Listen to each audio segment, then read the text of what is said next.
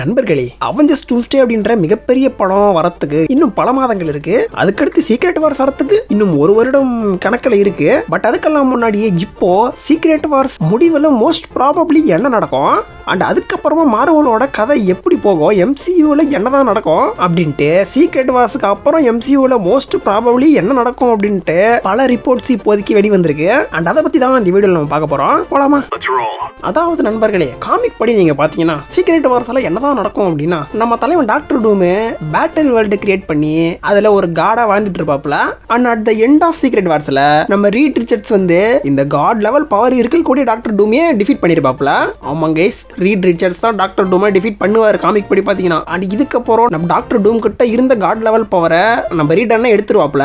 And இதுக்கப்புறம் literally மொத்த மல்டிவர்ஸுமே அழிஞ்சுதான் அதுக்கப்புறமா தான் பேட்டில் வேர்ல்டு நம்ம டாக்டர் ரெடி பண்ணிருப்பாப்ல. சோ இப்போ நம்ம ரீட் ரிச்சர்ட்ஸும் மாலிக்யூல் மேனும் பிராங்க்லின் ரிச்சர்ட்ஸும் சேர்ந்து அழிஞ்சு போன அந்த மொத்த மல்டிவர்ஸையே திரும்ப உருவாக்குவாங்க, ரீபில்ட் பண்ணுவாங்க.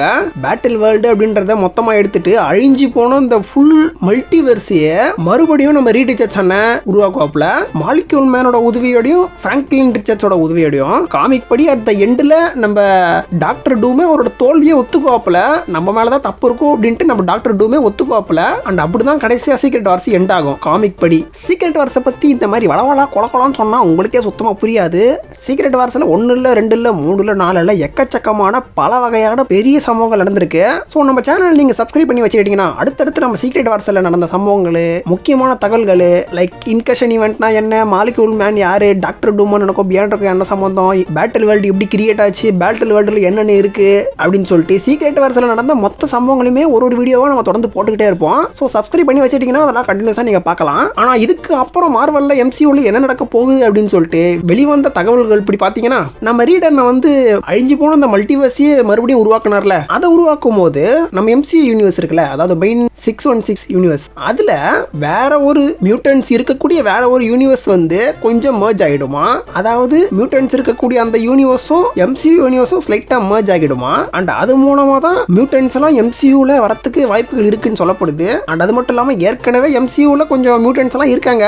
அண்ட் இது மூலமா எல்லா மியூட்டன்ஸையும் எம்சியூல இப்படிதான் இன்ட்ரோடியூஸ் பண்ணுவாங்களாம். அண்ட் அது மட்டும் இல்லாம ஃபேண்டாஸ்டிக் ஃபோரும் இதே 616 யூனிவர்ஸ்ல தான் இருப்பாங்க. ஸோ லிட்டரலி அவெஞ்சர்ஸும் மியூட்டன்ஸும் ஃபேண்டாஸ்டிக் ஃபோர் இவங்க 3 பேருமே கிட்டத்தட்ட ஒரே யூனிவர்ஸ்ல தான் இருப்பாங்கன்னு சொல்றாங்க.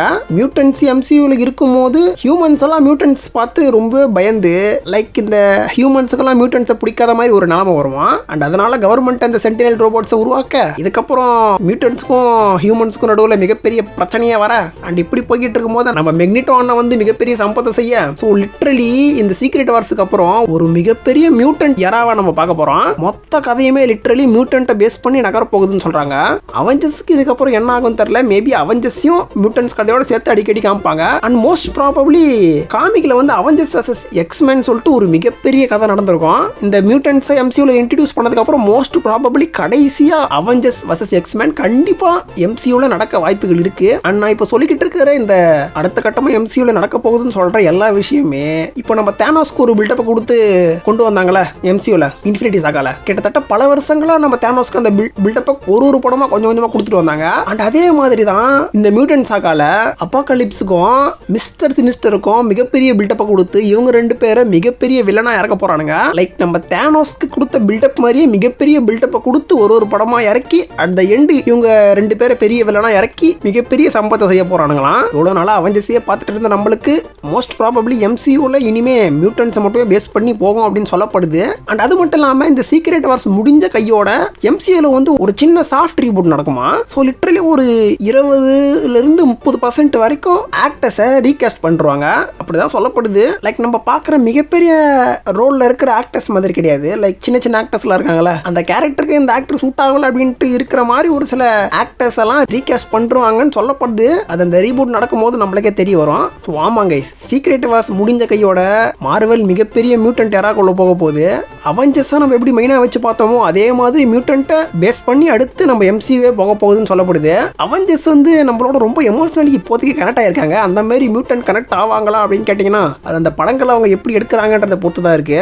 மியூட்டன்ஸாக வரப்போ அதில் எந்த மியூட்டன்ட் உங்களுக்கு ரொம்ப பிடிக்கும்னு நினைக்கிறீங்க கமெண்ட்ல சொல்லிட்டு போங்க. அவெஞ்சர்ஸ் டூம்ஸ்டே மற்றும் சீக்ரெட் வார்ஸ் பத்தின 1 இல்ல 2 இல்ல எக்கச்சக்கமான வீடியோ தொடர்ந்து நம்ம சேனல்ல வந்துகிட்டே இருக்கும். ஸோ மறக்காம நம்ம சேனல் சப்ஸ்கிரைப் பண்ணி வச்சுக்கிட்டீங்கன்னா அந்த வீடியோஸ்லாம் நீங்க கண்டினியூஸா பார்க்கலாம். சரி, ஓகே கைஸ், இந்த வீடியோ உங்களுக்கு பிடிச்சிருக்குன்னு நினைக்கிறேன். நான் இதே மாதிரி வேற ஒரு வீடியோல உங்களை மீட் பண்றேன். Tata, bye bye.